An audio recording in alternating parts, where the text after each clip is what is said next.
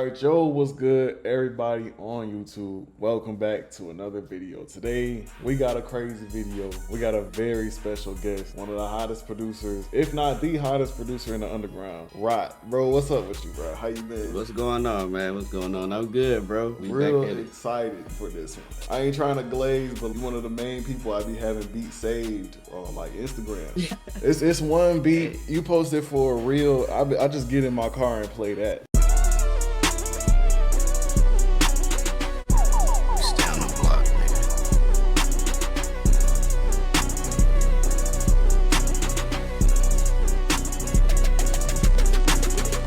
Oh man, that's crazy because that's what I do it for. I do it for the people who want to bang this in their car, and I appreciate that, bro. Yes, sir. Yes, sir. We got like a little interview, and then we're going to cook up a little bit after. So, yeah, I wanted to ask you some questions. Questions that a lot of people watching might have for you. First and foremost, what are your biggest inspirations for producing, and how did you begin producing? Okay, so I say my biggest inspirations right now is sound design. It's like I think that sets me apart from everybody, and that make me come back better. Like, okay, what can I do this time that I didn't do before? There's no ceiling to it. And then basically my pops, he got me into making music when I was like 1. Wow. So I basically came out the womb doing whatever I wanted to do. He had a Motif 6. Oh, word. That's crazy. Yeah. And I used to play the piano a little bit, and he got me my own drum set and my own little piano to work on. Yeah. I was tired of using that. When I turned 8, I started recording my own compositions on the Motif. So, you said you was 8, right? Yeah, I was 8. So, what's that, like 2000? That's crazy, bro. I basically just started compared to you. I've only been producing for like 6-7 years. Wow. I started in about 2018. That's when I got my first placement. Word? Dang, that's crazy. So you've really been in here like working from a very young age. W Dad for getting you bro. in the lab real quick. Yeah, man, he done made a monster. I'm out here doing crazy stuff now, man. He saw a diamond in the rough. He was like, nah, we getting them in now. I need some bills paid. Nah, for real, man. Okay, R.I.P. so my pops, though. I wish he could be here to enjoy all this, man. R.I.P. My deepest condolences. I never knew him, but from that brief statement you gave me, he sounded like a great man. You know? Nah, he was, yeah, for sure. So, who would you say inspired your sound the most? Or how did you even, like, what type of beats did you start making? Stuff like that. Okay, so I ain't gonna lie. I start off as like a rip-off copycat Lex Luger. That's how I started off. Like, I was always listening to Lex Luger. You remember, this would make me copy Lex Luger. You remember 213, like when you was creating your character, and then they would put the beat in the background when you was creating your character, and you could kind of hear it. Bro, that's so old. I don't even think I remember that, but that's crazy. Oh my God. Man, if y'all know what I'm talking about, it's like he would have this beat in there and it would break down and then the beat would come back. I looked that up like, what is that? And I seen his name. It said Lex Luger. That's how I found out how to look for who, you know what I'm saying, make whatever. And I seen Lex Luger cooking up with Sizzle in the studio, and that's how I found out about Southside. Then I started ripping off Southside, bro. It's like bits and pieces to me finding out who people is to how it influenced me in my beats. Honestly, that's 1-in-1 with everybody, because everyone find a producer they love and you try and make beats exactly like them. But Yeah, exactly. But it don't ever pan out, but you can, kind of get there, you know what I'm saying? But that's how you develop your sound. You take bits and pieces from everything, make it your own. I started off making boom bap beats, bro. Oh, wow. Yeah, I'm not gonna lie. Low key, I tried to do the R&B little tip too when I was using my dad Motif, but once I started using FL, I'm not gonna lie, bro. My homie cracked FL for me. He used TeamViewer and he got FL, and I just started making Southside type beats. Lex Luger, I was on that, bro. Bruh. And I would only upload to SoundCloud too. So you didn't even like do no tight beats or none of that. You just went straight to SoundCloud. I went straight to SoundCloud, bro. That's where I got my first audience. So you started making beats in 2008. At what point did you realize I make really good beats? Like I can really be selling these and getting placements? Well, I used to watch a lot of YouTubers, right? And this one YouTuber, his name was like Kassan TV. That And he sounds used to mad make like familiar. black dude with dreads. I actually used to be cool with him, but he used to make like SpongeBob in the hood, Word? GTA in the hood. Yeah, yeah. Okay. Yeah, so this is when I knew I needed to get better. I knew I was good, but I was like, I need my beats to sound like this. He would have these beats in the background playing, like he doing certain stuff, and there's this producer named Swag B, and there was this other producer named Ace Banks. He always used to have they beats on in the background. And I'd be like, what is that? I looked it up. That's when I found out like people was making like Chief Keef type beats and all of this and all of that, right? Bro, I'm like, my stuff gotta sound like this. Then I put two and two together. At the time, I was using this thing called Audio Sauna. It was a website to make beats. Then I was like, man, people was asking me like, it sounds like you use FL like on my little SoundCloud DMs. It was this dude named White Diamond. He cracked FL for me. Long story short, bro, I started like looking at like everybody beats on SoundCloud and YouTube, all the type beats, and then that's when I was like, okay, I have my own little twist to it. I knew I needed my own little twist even back then. Like I used to like literally copy they beat melody for melody, but then switch it around. That's when I was like, yeah, I'm good enough. I was 14 at this time. That's 11 years bro. ago. That's crazy. I got beats in my Gmail saved from 11 years ago. Even Ace Banks, before I got FL Studio, I messaged him somewhere. I don't know where it was. I was like, man, what is that snare you be using? I was like, I need that snare. I ain't gonna lie, I was fanned out that day, and I overused the hell out that snare. After he used it, he sent me that snare. I went overboard. It's the Young Chop snare, but you know, people used to EQ all the low end out the snare and put hella reverb on it. I was like, bro, why that snare so clean? I don't got that snare. Back then, I don't think about it, that was the sound. Like, if you had that snare, it would wrap up all your beats. That's just what was going. Yeah, bro. People would spam that crazy, but it just fit at the time. It's coming back low-key. Yeah, it is. That's why probably like 6 different versions of the Tarantino snare. You know what I'm saying? Like, just because I know history repeats itself. You know what I'm saying? Especially with trap music, bro. So when you first started, what was your gear? Did you have just a laptop or did you have a MIDI keyboard? How long did it take you to get a MIDI? If you did have one, did you have headphones? What's the picture? How did it start? I got this picture, and I want this picture in the video too. I'm gonna send it to you. It's crazy because I made straight hits off of this laptop. At first, before I had that laptop, actually, I was using my mom. She had a Dell. It had Windows XP on that motherfucker. It was a black cinder block. Yeah, exactly. Then my dad, he had a Mac, but my dad, see, he used to use his Mac for music, but he didn't like me using his Mac for music for whatever reason. I don't know why. He thought you was going to delete his FLPs. He didn't even have FL. He had Ableton. So I was confused. I ended up using my mom. She had this HP, right? It was like a gray, regular looking HP. I ended up using that, you know what I'm saying, to make beats. And, you know, I got myself together on that. I cracked FL. I ended up getting like Nexus, Electra X, Serum, all type of stuff. Blood was a crack. And yeah, that's the thing. I ain't had no problem with my computer neither. It was straight. She just gave me that HP. I worked on it until right before the pandemic. Probably 2020, I got a little Razor. All I had was that and some skull candies. I ain't had no keyboard, nothing. It was just gangster. Real talk, real talk. I bet you was making hits off of that. When people actually make a hit, it be in the most random locations, off the most random hardware, and it just be a vibe. So I know if you was doing that, you was definitely making some fire. Man, listen, bro. You want to know something about me, bro? I was going through a lot. My first placement was with Lil Baby. It's a feature. This artist named Dita Flyers. That's crazy. It's a song called Fugazi, right? That was my first placement. I made that with that laptop. I also made Chocolate on that laptop. The guitar is me and the beat is me and DJ Darrell. He made the beat and I did the little guitar and the flute. That's crazy, bro. It's the Infinity Links. How many times did you say DJ Darrell? Bro, I used to say that all the time. I'm not gonna lie. When I first heard that, I cried. Hell yeah. Because it was an emotional moment for me on some serious joint. Because 4 of my favorite rappers on one song, that's overwhelming. And that was only my second big placement, bro. Yeah. So that meant a lot to me, man. But yeah. Ain't nothing wrong with that either, 'cause especially as a producer and you're actually passionate about that. You're just trying to share that with as many people as possible, especially when you are able to do that with people that you've grown up listening to and love their music and are really passionate about that certain sound.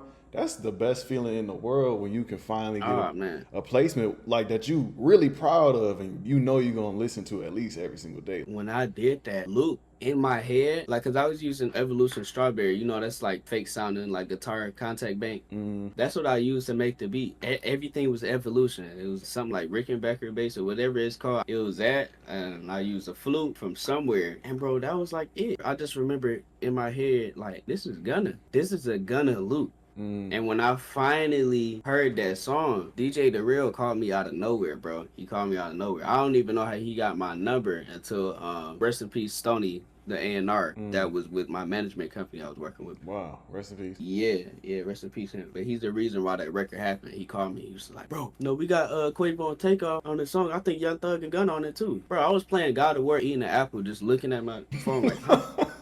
I was like, what are you talking, bro? I set everything down. I set my headset down, threw my controller across the room, and I went in the kitchen and started jumping on mute while the song was playing. Like, Facts. it was a crazy moment. What? So you was eating an apple and playing God of War? Yeah, I was eating the apple. All I remember is I was on my bed like these, just finishing up the missions or whatever. In the morning, it was like during the afternoon too. That's crazy. I ain't had nothing to do. And then lo and behold, that joint dropped and it's legendary. Yeah, it's 2022. Man, that's ridiculous. Congratulations on that. So, speaking of placements, what other placements do you have? We know about the Uno the Activist joint. That's how I found out about you. Lil X. I was driving home from work from theater, and I was like, I want to see what Uno just dropped. And I played that. I'm like, yo, this joint is banging. I'm like, who produced this? And so, sure enough, yeah, credit came up. I'm like, this dude is tough. What other placements you got? Like, what's your catalog, etc.? You want to know what's crazy? Speaking of Uno, I got a song with him from 2018 on the same beat that we did for the Lil Baby song. It's on that same beat. That's crazy. It's called Dirty Dan. It's on SoundCloud. I think it's on Strap exclusive on SoundCloud or something like that. That was one of my first placements. You know So you got Lil Baby first, and then you went to Uno. It was this kid named Sui Generous. It's the song that called Cap Too Much. I fully produced that. It's a lot, bro.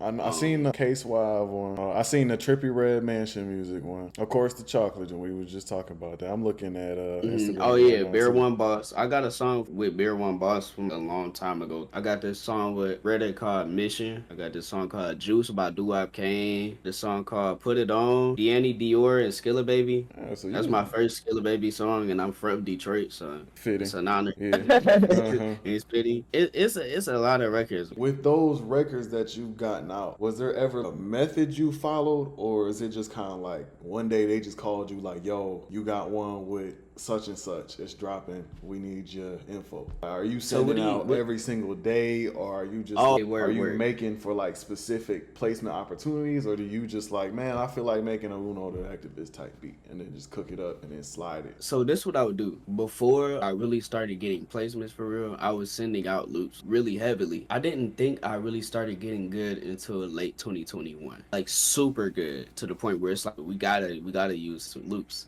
And so like I say post 2020, late 2021, it was like, okay, I need to be more organized. So I started sending out loops every week. Every week I started sending out loops. Some weeks I would miss because I had to work. I had a job back then. I was 20, so I didn't have no income like that until I started working.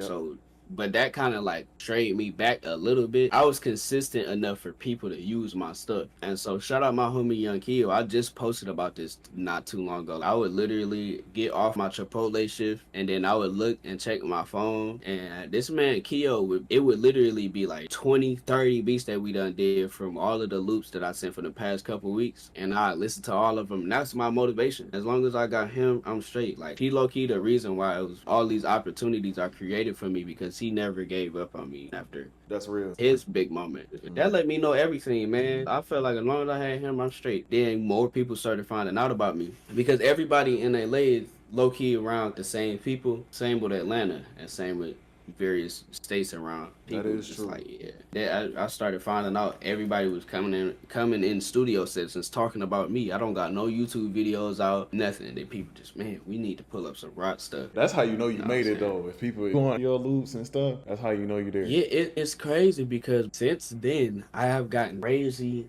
records, like astronomical records, right? That's never released. Back then I used to get upset about that, because I'd be like, bro, I'm watching all my friends get these releases and they going platinum, gold. They stay on the billboard, all type of stuff. That low key discouraged me because I wanted that same thing for myself. But I had to realize something. The seat that's saved for me might be bigger than I can think. I had to realize my self worth and keep putting my head down and working. And that's when I realized like I need to be a content creator because I'm getting records. I'm hearing crazy ass records on my phone. I got over 100 placements sitting on my phone. My schedule is ridiculous, right? But then it was like, man, I got to really be humble and kind of just be like, they need to see what I'm doing behind the scenes instead of just me posting my placements. I'm a creator. I'm a synth tweaker. I'm a drum maker. And I've been a sound designer ever since I realized that. So what was your first style of content that you ever did on your channel? Was it like, did you go straight to tutorial videos, or did you do like the type beat stuff, or like what other type of content have you done? My first video was low-key clickbait. I was telling people to stop using mainstream drums. That wasn't my actual purpose. That was just like, that was for people to go like that, like, what? I'm literally sound designing in front of them and then making a beat because that's what I do. Every beat, I feel like I sound design, I have to save no matter how specific it is, I have to save it because I want that same texture for that next beat that I'm trying to make in my head. This is how it's been since I started. I get my little intro, my Cash Gang intro. Which is tough, from start to finish. Thank you. Appreciate it, my boy. And then, bro, I just record, yap a little bit for a second, and then cut, do my little transition, maybe some little talks and little pinpointers in between. Then everything else is that. You know what I'm saying? That was before I had my chat on my screen and I was able to like do different stuff that I'm doing now. You know what I'm saying? It's literally just uncut, raw, just I'm gonna do this today, or I'm gonna just record a video today. That's how it's always been, and I'll never want to change that. I found it to be powerful doing the content creation too, because when I was first really learning how to make good beats, I was thinking that these producers had some sort of secret synth or sounds, and if you use those, it'll just magically work out and you'll make the most fire beat of all time. But then I started to learn it's really not what I was thinking. Majority of the time they're doing something very simple, and the beat they're working on probably only takes them 15 to 20 minutes. I started making YouTube videos or streaming just to spread that information with people. Like, it's not as hard as you think. Once you have the sound, everything else will really fall into place. I feel like your content really portrays that message as well, especially your streams. Everything is really organic on there. One thing that always tripped me up is you'll be cooking up, you'll click a sound, and then you'll build out the whole melody without even listening to it. It'll take you like 30 seconds or something. So I can be like in the kitchen or something cooking, like, or doing something, and I don't hear nothing for 30 seconds. Then 30 seconds later, I hear the craziest melody of all time. I come back to my chair like, yo, whoa, how you do that? That's what people need to see. It's hard to just hear the beat and figure out how you went from point A to point B. So if you can see someone do it on a stream or on a video, that's genius, and you really portray that very well. So I gotta give you the flowers on that. I appreciate that because I think I'm passionate, yeah, but it's just like I'm active about it. Like, I'm immediately trying to translate my thought. It's like wanting to catch a ball before it hits somebody behind you. That's how it is. It's like, you know what I'm saying? Right. Like, that's kind of the attitude I put into my melodies, no matter what it is. And I'm trying to like, okay, nah, this don't sound right. This no go right here. I'll play it for like 0.1 seconds and be like, nope, it gotta go right here. And then whatever MIDI I'm putting down, it took me a long time to be able to do stuff like that. I used to hear stuff and I used to do that, but not the way I do it now, just because of my knowledge with practicing keys. FL will give you all the tools and resources to look at what key is which. That made me 10 times better. The more I look at it, I'm like, no, I did this yesterday, so this was right here. I just kept repeating it. These repetitions, practicing jump shots. You got 10 years of experience, so for you, it's probably just running the part. You know, it's okay, cool. Like, I know where this need to go. I know where this need to go. Yeah, it's literally like these, bro. I feel that. So, backtracking a little bit, how did you get locked in with Cash Money AP? I see that he was managing you. How did that happen? Funny story, okay? So when I first met Cash Money AP, he's a funny dude. He's hilarious. Yeah, he got jokes. Before I was ever in Cash Gang, I've been cool with like Keo and Electo. Now I think Electo used to be in Cash Gang. Electo and my boy Kai, shout out Kai, ended up leaving because they had something go on, which is like totally none of my business. But I love those guys, and I think they are cool. And I think I was cool with them and Young Keo before. This was March 2020. I specifically remember. I'm like, Mom, I gotta go to LA. I was just telling her, like, I know that it seemed weird, but these are my friends, and they are getting money off of doing what they love. And they got their own apartment. I want to go in LA and see what that feels like for a couple days, right? She was cool with that, so I'm like, okay, cool. I paid for the flight and everything. Literally, it was like $1,000-something. The flight, hotel, and I barely, bro. I'm not gonna lie, I didn't really have no money like that back then. So after I did that, bro, I was broke, and I was in LA. I went to AP's studio. How'd you get that opportunity? He just like, yo, pull up or whatever. Nah, so I was in an apartment with Keo. He didn't know I was a producer when I first pulled up there. Niggas was like, oh yeah, this the weed man. Cause I still had dreads back then. They was just blind. You know what I'm saying? This triggered the hell out of me. He was like, you make beats too? I was like, yeah, nigga. I sat in there, bro. I didn't even make no beats. I was just watching them make beats. I didn't even care. I'm like, I need to be in this room right now. That was where my mind was at. I didn't care. I'm in this room, and I can say I was in this room. I done made beats with Keo and all of this before we got there, so I didn't care. For me, it was just like I met AP. Facts. That was where my mind was at. It wasn't on no fanned out joint because I knew how the industry worked back then. I knew people are weird. I didn't want to give off that energy. I was just a cool dude, which is why they thought I was the weed man, because I was in the corner saying nothing. Next thing you know, bro, I was with a weird management company. I'm not gonna say no names. I was with a weird management company. They weren't really fulfilling their commitment to me. That's what I'll say. I didn't enjoy remarks I was getting, none of that. I have to leave because I'm young. I could have been doing what I wanted to do. I just left. Keo gave me the opportunity to really terminate. I could have terminated my contract, but it's just like I didn't have nobody to go to because people wouldn't take me seriously because I didn't have a song that really, really blew up. Keo was like, I can get you in me and AP situation if you want. Just hit me up one day randomly. I literally, that same day, dropped everything. Couple weeks later, I'm Cash Gang. This is like 2022. I end up meeting AP again. You know what I'm saying? Me and AP been cool since then. We got a lot of records. We had records before Cash Gang. He found out you was a producer. Yeah.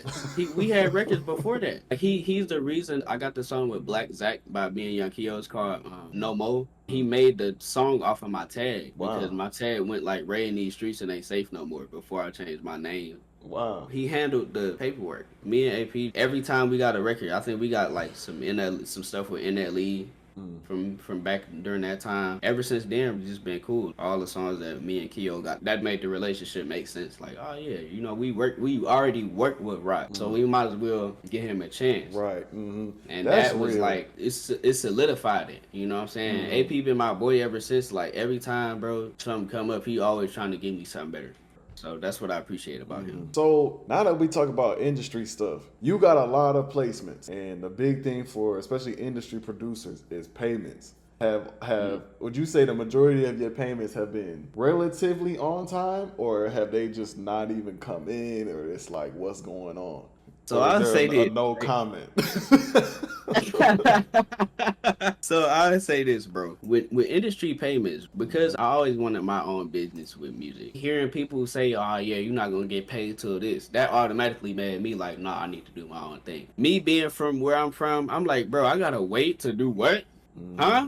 No. Like, you know what I'm saying? Like, that made me feel disrespected in a way, because it's like, we all want to be paid on time, man. Because of how many placements I got, okay, some of them was on time. The first placement I ever got, the advance was on time, but we still got messed over. We didn't get any sound exchange off of that. At least I didn't until 3 years later. Imagine them paying the wrong person and then them getting mad at you, make it seem like you made a mistake and you didn't. Yeah. So you gotta hunt your money down for 3 years. Nah, man, we don't want to be in that type of situation. That's the story of the music industry too. You always gotta hunt something down, and you shouldn't have to. Dude, I was still in high school when that song came out. Yep. I'm an adult now, trying to figure my life out. I didn't end up going to college. I did a trade for audio engineering. Even that wasn't like, I got my associates, yeah, but that wasn't valid for me because it was just like, it didn't give me no opportunities. Yep. So I was still in the mud, bro, calling these people up like, man, when am I gonna get my royalties? What's going on? It's the royalties, the advance, and then I didn't even know everything back then. You have to make sure you got an entertainment lawyer, and if you can, just have some type of manager to where you know if you deserve more, you can get more, because you want to get the best out of your advances, but not to the point where okay, it's a underground artist that or either blew up and then kind of like went down a little bit and still trying to like prove they, or it's like an underground artist that ain't blew up all the way yet. You know what I'm saying? Kind of be humble with the way you handle certain agreements, because everybody else over here talking about 2K or 3K, then everybody else over here, somebody else talking about 14K. Hey, that don't make no sense. Build your catalog more instead of worrying about all of these advances that you're gonna get paid front hand, because the back end is way more important. Everything gets split down. So if you own 100% of your rights, but if you made this beat with 4 different producers, y'all gotta split that 4 ways. Exactly. Definitely glad you spoke on that, because it's part of the reason I started Audio Vault. You can get a major placement. Lord knows when you actually gonna see that major placement money, but you still gotta pay rent. Especially if you want to be a full-time producer, you still gotta pay bills. That gas and electric bill is gonna be heavy. That bill need to be paid. So you can't just tell Georgia Power Company to build Interscope Records. Like they gonna be looking at you. So I figured you did the same thing with your kit store. Like you probably was like, okay, let me get on content. I want to figure out how to become a full-time producer. I will do the industry stuff. I kind of keep that on the side and have that be an expression of what I'm doing here on YouTube, what I'm building with my brand, my drum kits, my sound kits, using these sounds and showing producers like, hey, if I'm making these hits, as you can see here, this is the base of it. Would you say like you doing the same thing? Yeah, it's really a mindset. Like, I'm not gonna lie, me being in the position I was in last year, it allowed me to meet some wonderful people. My first person I have to shout out is D-Dot Will. Shout out D-Dot. D-Dot Will, this dude changed my life, bro. Yeah, how did y'all meet? Explain more on that. Remember Clubhouse? Yeah, I forgot about that. Yeah, at first it was for producers, but then it started turning into this whole men-women thing or whatever. We had these rooms, man. It was like a middle point, like right before Clubhouse got bad. Clubhouse wasn't really that bad, and it was still cool because you could get on there and chill, and it was actual cool people on there. Don't know how we all met, so I still talk to some of these people to this day. Somebody even got a placement on there, bro. But this dude specifically, we would be in these rooms, man, and it'd be like a lot of women in there, but we would be in there and I would be chill, but I would be funny, you know what I'm saying? And then he would just be like, bro, this dude funny. And then he started asking me where I was from, told him Detroit, told me he was from Atlanta. I was like, bro, I already knew that. I've been looking at your work for years. He was like, bro, what's your name, bro? Rod? And I was like, yeah, bro. I'm like, I used to follow you, but then I'm like, I told him what happened, bruh, because my first ever encounter with him was me buying a collab from him. Wow, that's crazy. And so look, this crazy, right? Because he bought the collab. I mean, no, I bought the collab, and he snippeted the beat on his Instagram, and I was like, this sound like the same beat that you sent back to me when you did my collab. And he was like, it wasn't the same beat. I don't know what he did, but that I ain't gonna lie, that low key pissed me off. So I followed him. We was in Clubhouse. We kind of found out we were just cool people, and then we just been cool ever since. Everybody used to join these rooms that we would be in and start wigging out with the females, and then we'd just start cracking jokes. Besides that, we was funny anyways. We was always cool, funny people. Yeah. And then we just started getting on, we just started working outside of that. We just started sending each other back collabs, and you know what I'm saying? I realized even though doing what he does at his age is just astronomical. That's why I be telling people ain't no time limit on music. I'm not trying to, cause he's not even old at all. He's 11 years older than me, but we damn near neck and neck. People be saying we like Goku and Vegeta. Yeah. That's really my brother. He taught me about the drum kits and everything. I already knew how to sound design. I was already in the works of making my first kit. Wow, so you met D-Dot before you even started like dropping kits. You probably made kits, but just never really dropped them. Nah, I've been dropping kits. No, I dropped my first kit when I was like 15. I've been sound designing for a long time, but during the pandemic is when I started sound designing, when I made beats, because I would hear Wheezy beats and they'd sound like super different. Everybody else was just making the same drums and they would sound the same, but his hi-hats would sound different. I'm like, bro, how you get his hi-hats like that? Then I started tweaking my drums a little bit been saving them ever since I started doing that. It was up, but D-Dot sharpened that sound. Like he sharpened it. He was just teaching me little tips and tricks, and I just started using that and utilizing it to my own good. Next thing you know, it was up, bro. Word. You know what I'm saying? Him and Brandon Knight, they had this thing called the Bird Call. Legend. And I was using that. It was like when we first, like, you know, he was talking about this triple beam stuff. He was like, what should I name it? He gave me a couple options. One of them was triple beam. I'm like, bro, we got to go with that. I'm sure everybody else agreed. I think it was just me, him, and Brandon. And then we'll hop on Discord and start making hella beats. After that, we start repping ourselves. He was just like, who else want to be in Triple B? I knew even before then, I was ready because I was a John Wick fan. That's where John Glick came from. That whole thing was an image. But the Triple Beam on top of it just made it better. Yeah, I need to start releasing my own, like my own gangster version of these sounds. It's been up ever since, man. Yeah. He taught me the method to do my store, and I've been finding my own sauce. Man, that's crazy. Because Triple Beam, I feel like it's a whole bunch of untold mysteries that people got to uncover about y'all. How'd y'all even come up with the speed trap? Like, was there a sound before speed trap that y'all was pushing? Like, what's going on? So this is my thing. I didn't start doing triplet stuff like that until I met Doc. His whole identity is based off of triplets with beats. Okay. With that, he would be making these dark beats. I was showing him, I'm like, bro, I've been making dark beats for a minute because I was making like cinematic, like I was adding movie elements onto trap beats. But then I realized all the street niggas ain't gonna rap on this. Real? That's when I just started getting real gutter. I just started making like, damn, why this melody so evil? Like, what's wrong with him? You know what I'm saying? I used to show him that, and then he was just like, bro, I'm not gonna lie. He was like, we were just talking about plugins and stuff. And then we started putting each other on the different plugins. When I was making beats with them, then Triple Beam, I started showing them like I can do this type of stuff too. I was like, you an inspiration to me, so let me just show you that I know what we be on. I started making stuff that sounded like him, making beats over his loop that sounded like him. That's when the chemistry started building because I was using my own sound. So this is where it get deep, right? Okay. So we was just making evil triplet beats all the time, evil triplet beats, right? One day, bruh, cause he got his different little styles about him. One day he did that, but fast.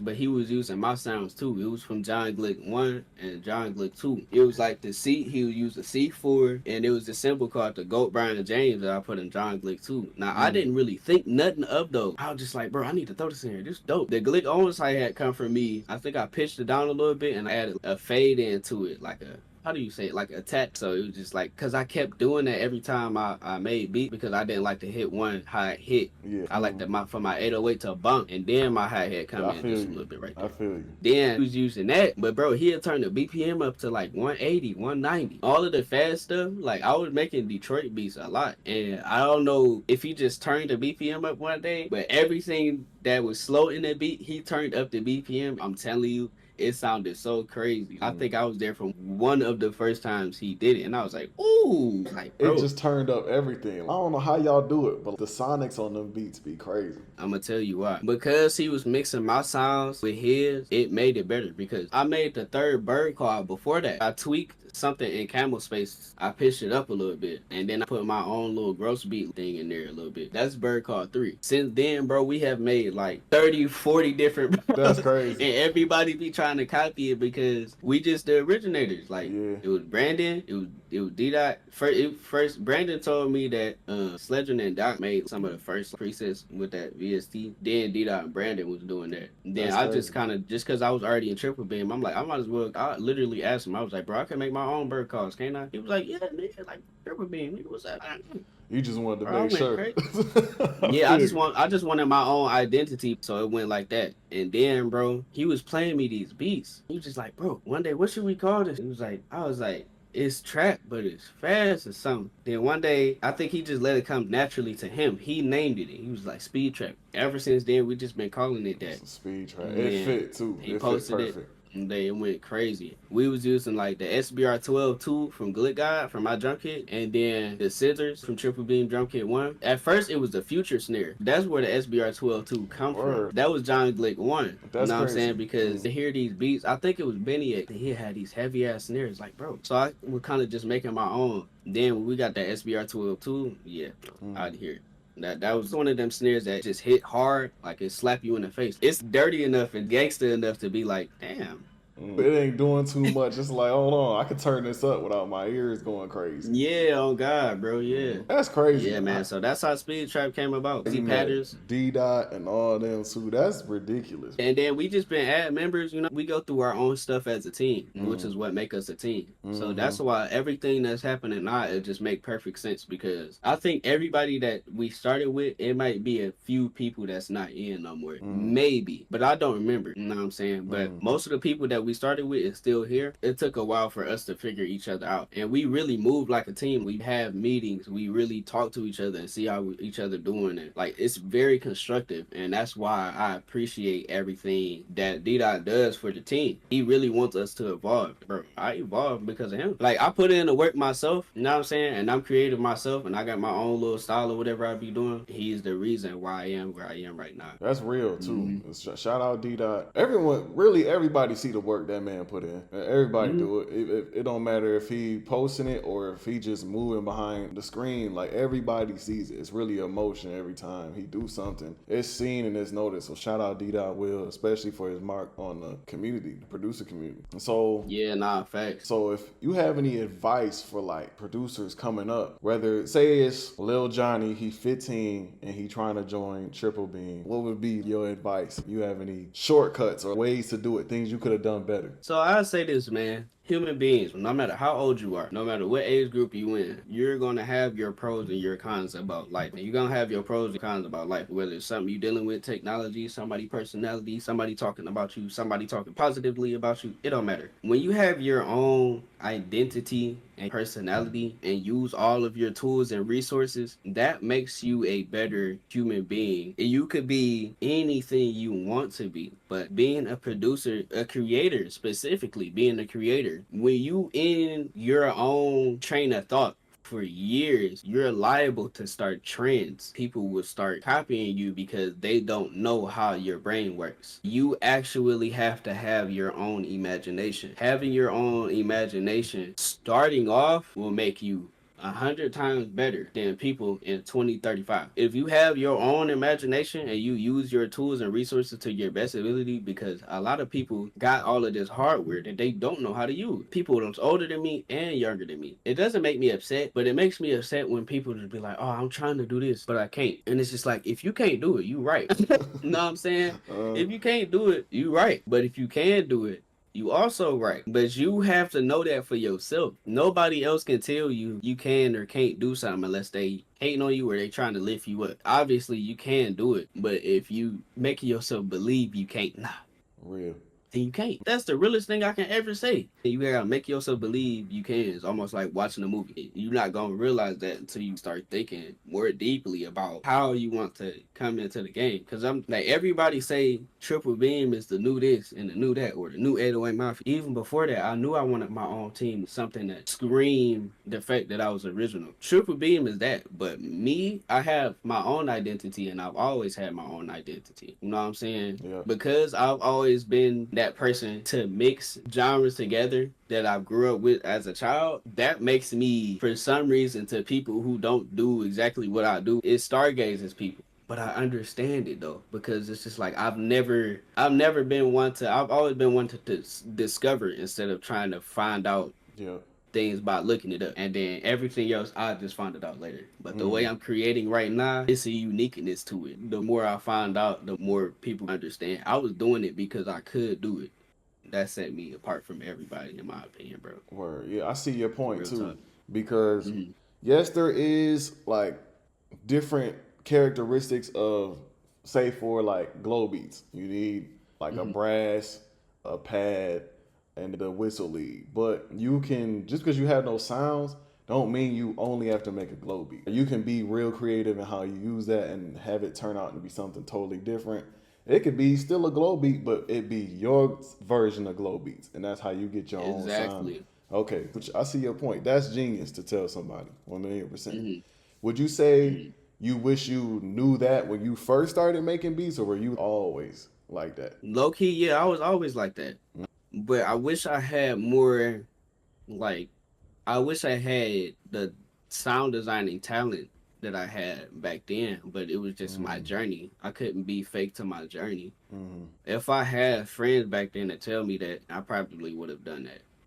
You know what I'm saying? But it was limited knowledge. I still sound design kind of the same, which is why the Go Brian James hi hat or open hat exists. Because I would take 2 or 3 sounds, whatever, throw them on the channel rack, and turn it up to like 522 BPM and time shift them, and then render them. That Go Brian James open hat is 2 open hats. That's wild. You know what I'm saying? It's just my willingness to be creative. I can't help it. I've always been weird like that, making my own version of stuff. Yeah, that's the beauty of sound design too. A lot of stuff just be happening by real. accident, or you just be like, I wonder if I threw this 808 in and then put this snare on it, layered it, but took all the low end out. You never know what type of sound you're gonna get. Something Facts, crazy bro. like that. My followers know what I'm talking about. They gonna see this and be like, I know what he talking about. And I know you probably know too, because you seen me cook up a few times. I would be cooking up, right? And I would be like clicking a sound that's in the browser, but it'll be perfect with the beat. And I added in there exactly how I played it when I was clicking it in the browser. That's my sense of rhythm. When I hear it like that, I'm just like, oh yeah, that goes perfectly. Got it. It's like you got to get a feeling. Like it could be the right sound, but if it don't feel right in the beat, it's just I ain't even gonna drag it in there. I know exactly what you mean. All right, so 3 quick questions. I just want to see your perspective on this. Are you waking up early, taking ice baths, and getting yourself up like the typical what they call it, Sigma or however dude wake up in the morning, or are you like, I'm gonna get out of bed at like 11, 1, 5 p.m. and whatever happens today happens? Like, what's your routine kind of like? That's how I've been. Whatever happens today happens. Word. That's how I've been for a long time because um I can't be fake to my personality, especially because I know what I do and how consistent I am. My consistency speaks loud about a lot of things. My health is fine. I still get sleep. Before this call, I would sleep. But I woke up in the morning, took a shower, I made sure I ate some cereal, Yep. had my cucumber, apple, and some water. For some reason, I got tired, but I set an alarm because I knew we needed to do this interview today. If I know I need enough rest before I need to do something, I would turn my alarm on. And then my alarm would be like, okay, I was saying time to get up. Then I just get up, do what I need to do. It's just like this same thing. It's just like it would be just like streaming or recording. You know what I'm saying? And I've been through a lot of tragedy, so sometimes that messes me up and it holds me back sometimes because I have different things going on in my brain that I just cannot control. Yeah. And the fact that I push myself through all of that, I'm kind of so used to being comfortable with myself now that it doesn't affect me the way it used to. Now I'm able to work hard.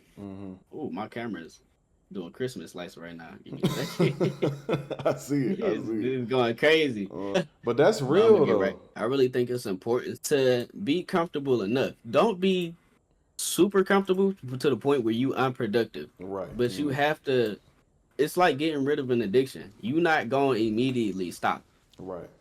You know what I'm saying? You have to convince yourself you can by doing it less and less every day. Yeah. So I started realizing my spot. Like, okay, I'm able to do this. I get paid enough to do this. I had to get myself to that point. There's nothing wrong with that, for real. I'm Nah, definitely one of them dudes where I be waking up, I do push-ups and squats, and then I get myself into a mode. I drink a special type of coffee, and then I'm like, all right, cool. That's crazy that you just go on a whim about your day. I have a schedule. If I don't get everything done on that schedule, like I be feeling like garbage. Like I'm like, dang, I'm finna. yeah.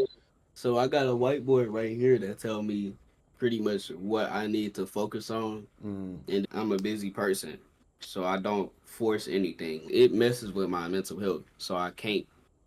I physically can't. You know what I'm saying? So I have to do things according to what my body tells me. Yeah. Okay. And usually when I'm working in my mode, I'm super productive and I know what I need to do. Like I got to do a couple people tags and a couple collabs.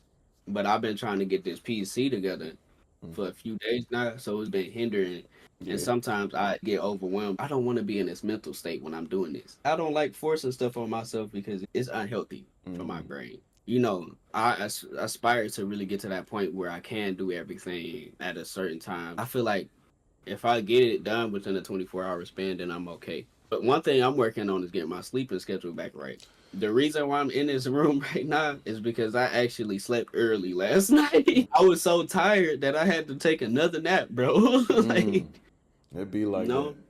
But organization is part of the key to why I was able to upload every week consistently like that.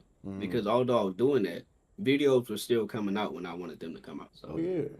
All right. Last two questions. Would you rather pick the Zay 808 or the Spins 808? You can only use one 808 and you got to get rid of the other one. Which one are you picking? I'm gonna tell you this. I'm glad we're talking about this because we know where the spins come from. So shout out B Weezy, man. The Zay is a version that spin. If I had to choose, it would be the spins because of how many variations of the spins there are and how many different ways you can use the spin. Yeah. Nowadays we be hearing spin and R&B, pop. For real. We be hearing it everywhere, man. Like country Zay, now. Yeah. Country now.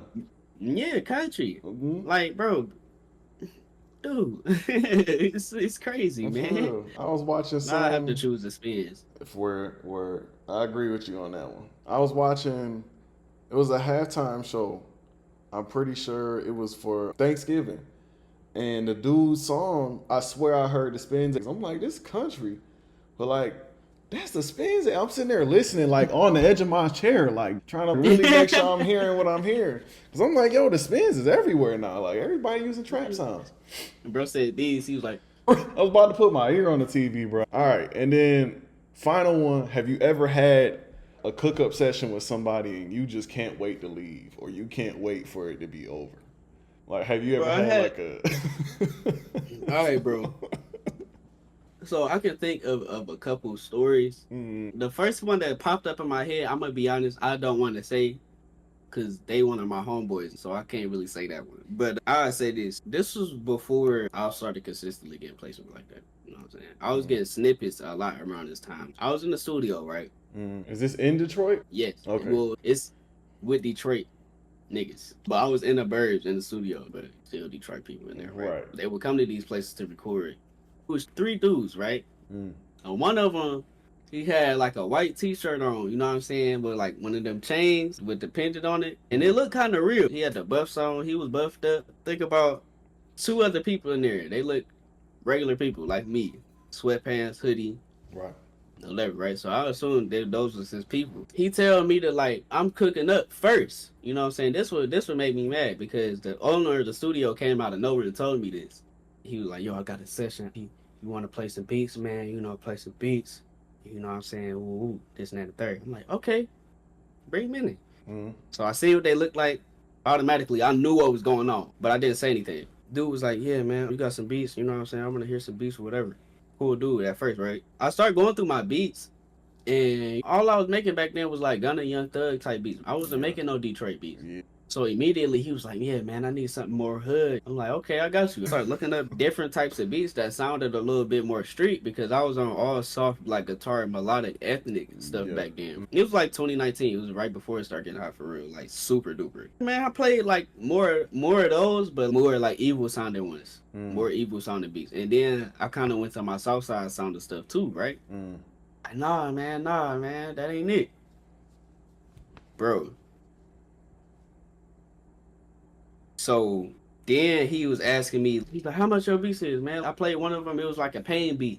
He was like, how much your beats is, man? I told him, I was trying to explain to him the difference between the lease and the exclusive, right? Then he got mad at me. He was like, you beating around the bush, man. I just asked you how much the beat was. I'm like, at least 100 and the exclusive 300. That's how much I was selling my beats for. No, I sold him at least 50 and the exclusive 300.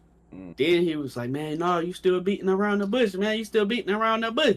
I'm like, bro, what is you talking about, bro? Like, I just told you what they... Right. He ain't on That's that. me being me. Like, I was, you know what I'm saying? Like, I weighed way smaller than I was, so I wouldn't try to start nothing with them dudes, low-key. But I was low-key getting hot. Like, bro, what's up? Then he was like, you know what, man? Let me chill out for you karate chop me in my neck or something, man, before you start doing karate and everything. I'm like... What? I'm like, oh, so you trying to play with me? So then I was like, you know what, man? I'm just about to pack up and leave, bro. you know what I'm saying, y'all can get the session going or whatever, do what y'all want to do. Mm. He's like, all right, man, you know what I'm saying, don't get mad at me and start doing Bruce Lee and whatever. I'm like, bro, all right, man. That's Now you crazy. just, Yeah. I ignored it, bro. This is the funniest part. I left out the studio. I sat at the desk area outside the studio, but the booth was like you had to walk around. Before the beat even played, I looked in the door a little bit, and on the screen it said YouTube Detroit type beat. No, it said Detroit type beat or Rio the Young as OG X RMC Mike type beat, Yeah.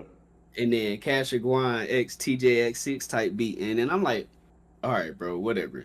Then I started hearing he rapping, bro, and he low key dissing me on the beat, bro. Bro, I left the entire studio, bro. I'm like, bro, I'm cool, bro. I don't want to deal with this right now. Nigga. Y'all are crazy. Yeah. Just starting something for no reason. Yeah, it's ridiculous, bro.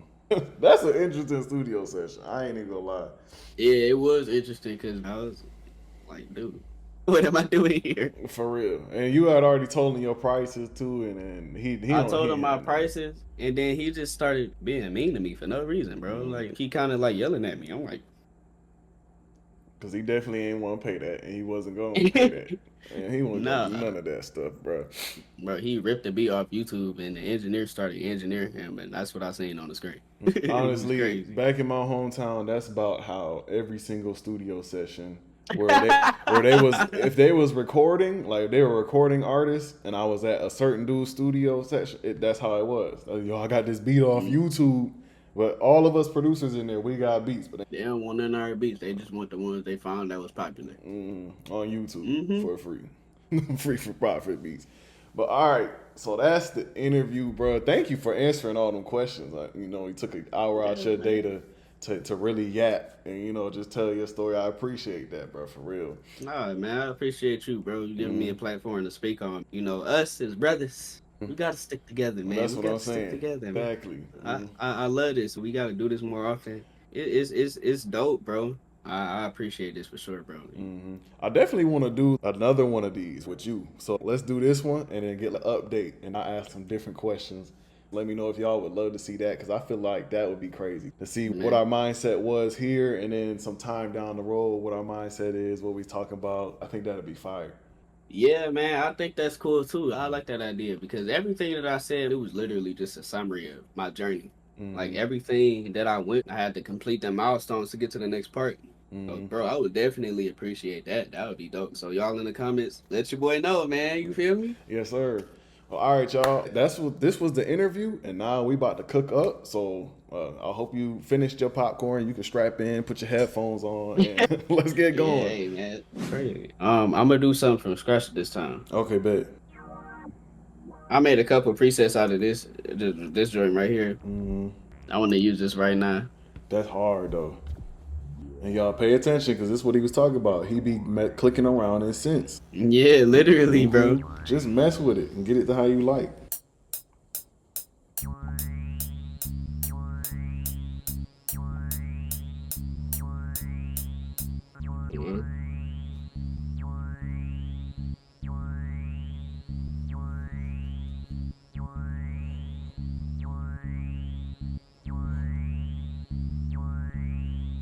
Ooh, you gonna have people pissed off you ain't quantize that. But they gotta realize that's the sauce, though. What I be telling people, that's the swag, man. We doing that on purpose, man. Come on now. And then they be like, oh, how did... Man, dude, come on, bro. For real. Come on.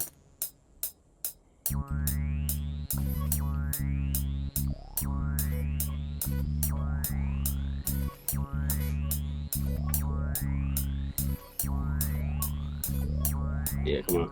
Yeah. Hey, bro, y'all go tap in and get John Glick 5. Matter of fact, you get all the kits. You thank me later. Yeah, man, my all kids bundle. I always had these crazy sales, man. You just tap in on the email list. Yeah, 1,000,000%. Get some crazy deals. God.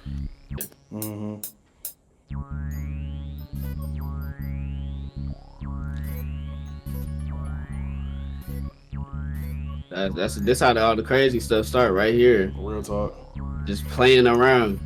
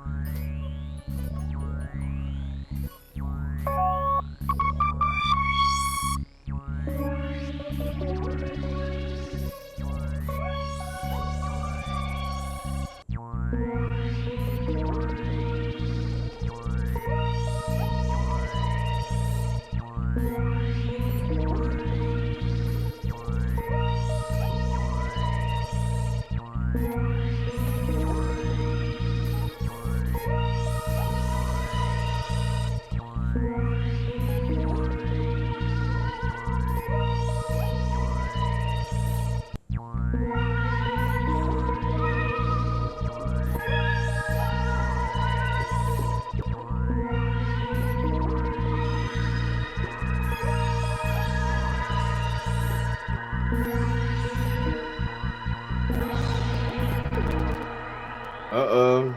PC gonna address all them analogies. Or you could do the macros thing where you switch smart disable for everything, for all your plugins. They usually save up some CPU. How you do that? You go to tools, and then macros, and then you see where it says switch smart disable, kind of like in the middle of the bottom list for all plugins, up a little bit. That one, yeah, that saved a lot of CPU. Like, yeah, it just went from 30 to 20. Okay, now it's at 24. I had no idea about that. That's insane. Man, that's how I had to operate, man. I was struggling off them old laptops, man. You just helped me out a whole bunch. That's crazy. Yeah, no problem.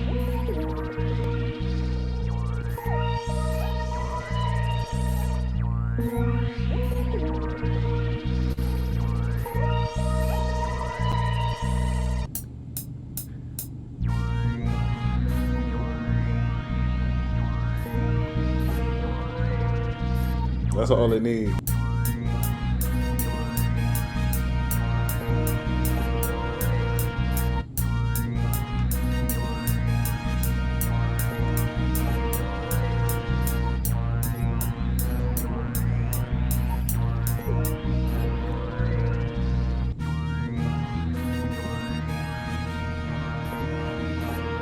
Ooh, that's tough. Yeah, it's hard as hell. Oh, you want to do drums? Yes, sir. Cause I got a drum bounce idea. All right, bet. I'm about to just render it. Oh yeah, you can render or send a zip loop package. Oh yeah. I can do that, can't I?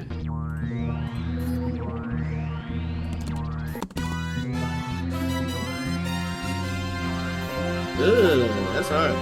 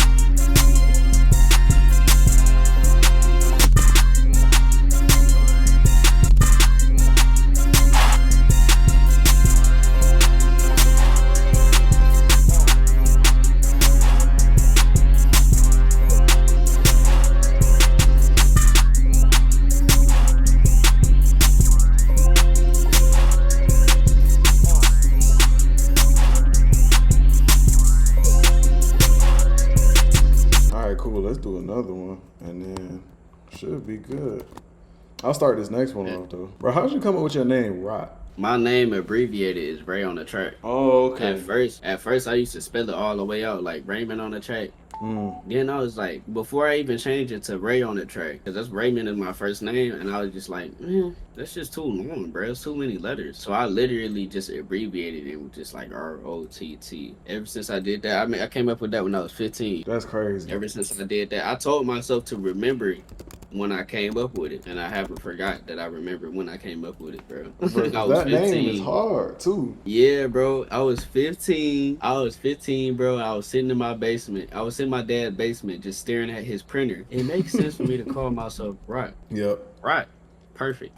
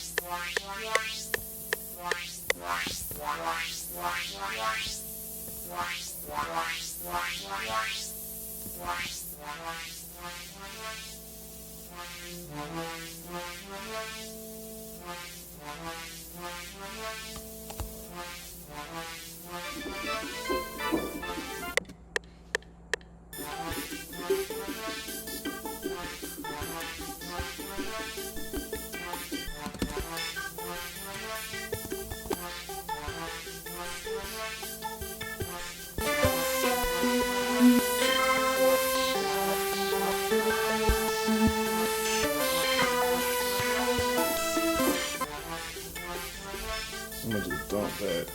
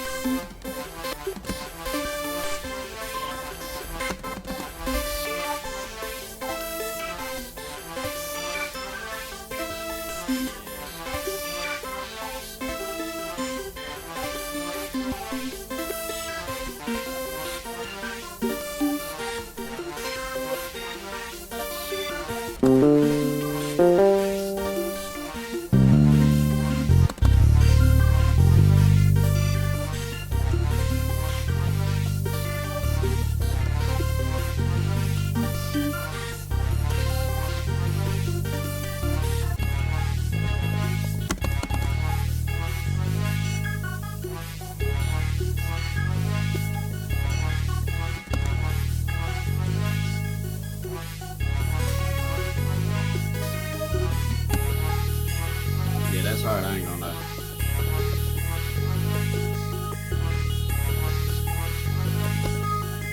Nah, that's ridiculous.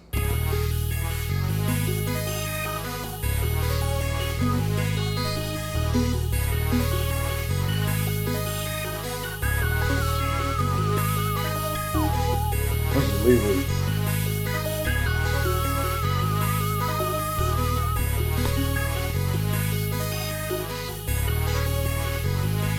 What if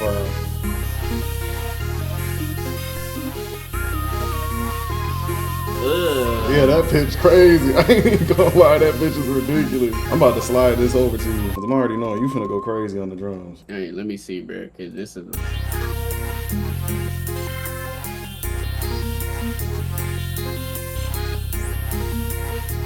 Oh, bro, this is crazy. This is crazy, bro. Because I'm going to tell you how I thought it was set up. I thought it was set up like...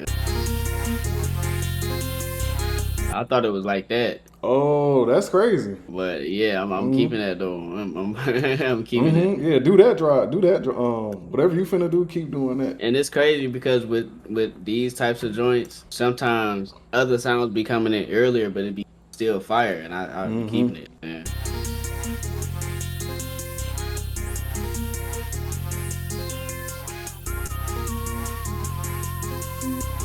I see what you hear now.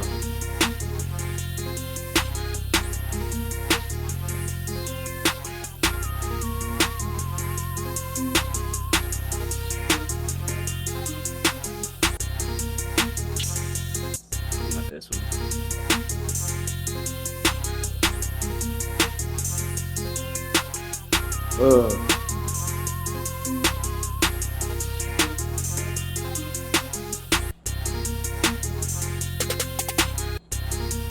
on.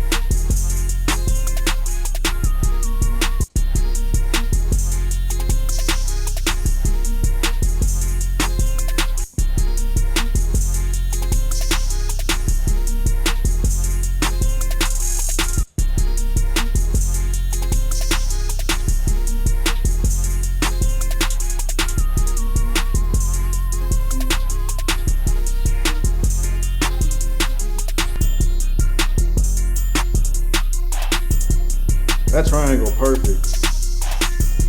Yeah. You know what I'm about to do. Hey, what's up? Hey, what's up? Pitch it. Stretch a little bit. Hey, what's up? That's hard. You feel me? Yeah. Hey, what's That's You know what I'm okay. saying? How'd you find that? Like, how'd you make that? Like, where's the even inspiration to get that, Oh, bro? I got all the GTA San Andreas boxes. All the GTA San Andreas. I downloaded all of them. I'm just looking at the ones that go perfect with the sound I'm trying to push. I heard it as soon as I heard the hey, what's up? Like, this cold on that. Hey, what's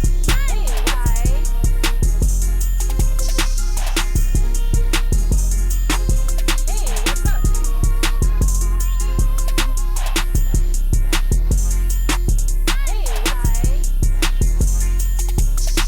Bro, that's the good one to end off on. I ain't gonna lie. That one's it. that one it for sure, bro. But yeah, that's the video. Hopefully y'all enjoy. Hopefully y'all learned a lot about rap. I know I did stuff I ain't even think. Bro got a Yeah. crazy come up story, and the fact that he's doing what he's doing now, that should really be a beacon for motivation for y'all out there that want to do the exact same thing, man. If it's possible for Rock, it's definitely possible for you, bro. You just gotta be disciplined, make a goal, stay consistent, and you're gonna get there, man. Facts, bro. But yeah, we finna be out of here. Rock finna be out of here. I'm finna be out of here. Hope you have a good night, day, wherever y'all at. And y'all be easy. Y'all be easy, man. Stay on the block, man.